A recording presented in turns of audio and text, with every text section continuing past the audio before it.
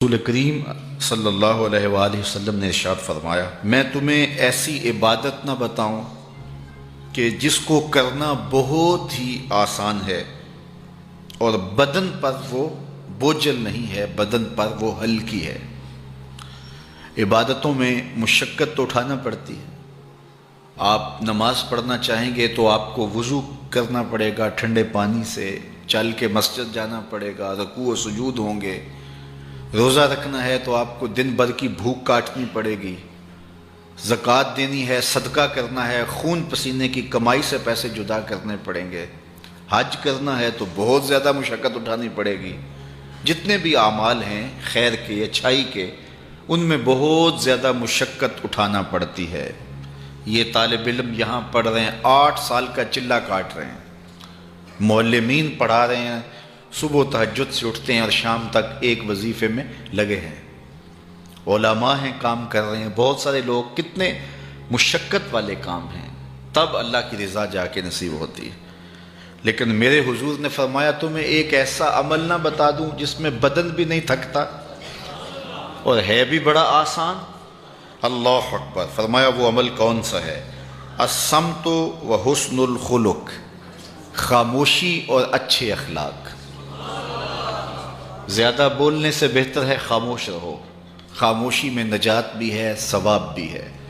زیادہ بولنے والا جھوٹ بھی بول لیتا ہے، زیادہ بولنے والا گالی گلوچ اور سب و شتم پر بھی اتر آتا ہے، زیادہ بولنے والا کسی کی پگڑی بھی اچھال دیتا ہے، زیادہ بولنے والا غیبت بھی کر لیتا ہے، زیادہ بولنے والا ایسا مزاح کر لیتا ہے جس سے کسی کو تکلیف پہنچے۔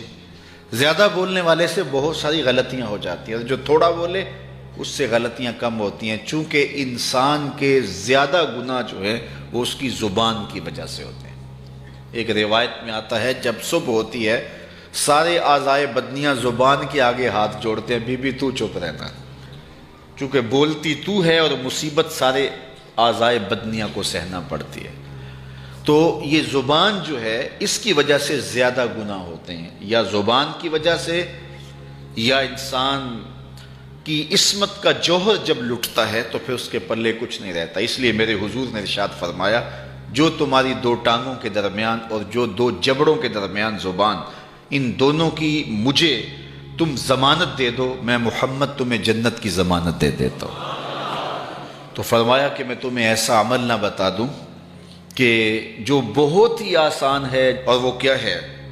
الصمت، خاموشی، وحسن الخلق، اور دوسری بات اچھے اخلاق، رویوں کی خوبصورتی۔ کسی سے ملو تو ہنس کے ملو، کسی سے بات کرو تو لہجے میں نرمی ہو، کسی کی عزت آبرو کا خیال رکھو، بڑے کا احترام کرو، چھوٹے پر شفقت کرو، مخلوق خدا پر رحم کرو، اللہ کی مخلوق پر شفقت سے پیش آؤ، رسول کریم کی امت پر رحم کرو۔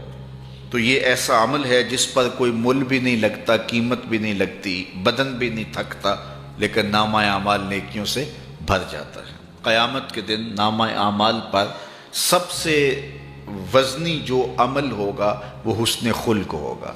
حضور نے فرمایا کہ بیہودگی اور فحش کلام کرنا، یہ سب کچھ جو ہے، تو فرمایا یہ اسلام میں سے نہیں ہے، اور بہترین اسلام وہ ہے جس میں خلق اچھے ہوں۔ حضور نے ارشاد فرمایا کہ جو حسن خلق ہے یہ گناہوں کو اس طرح مٹا دیتا ہے جس طرح جو مصفہ پانی ہوتا ہے، اچھا پانی ہوتا ہے، وہ بدن سے میل کچیل اتار دیتا ہے، اور جو برے اخلاق ہیں وہ عمل کو اس طرح فاسد اور ضائع کر دیتے ہیں جس طرح شہد کے اندر سرکہ ڈال دیا جائے تو شہد صحیح نہیں رہتا۔ تو عمل اچھے ہیں لیکن بدخلقی ان اعمال کی بربادی کا سبب اور ذریعہ بن جاتی ہے۔ اللہ جل شانہ ہمیں معاملات کے اندر خوبصورتیاں نصیب فرمائے، رفق، نرمی نصیب کرے، معاف کر دینے کی توفیق نصیب کرے۔ رزق کمانے کے جو مقاصد ہیں وہ بہت سارے ہو سکتے ہیں، لیکن شریعت میں کاروبار کرنے کے، رزق روزی کمانے کے بنیادی مقاصد 3 ہیں۔ پہلا مقصد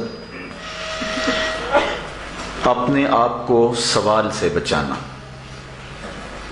دوسرا مقصد اپنے آپ کو حرام سے بچانا، تیسرا مقصد اپنی اولاد کی کفالت کرنا۔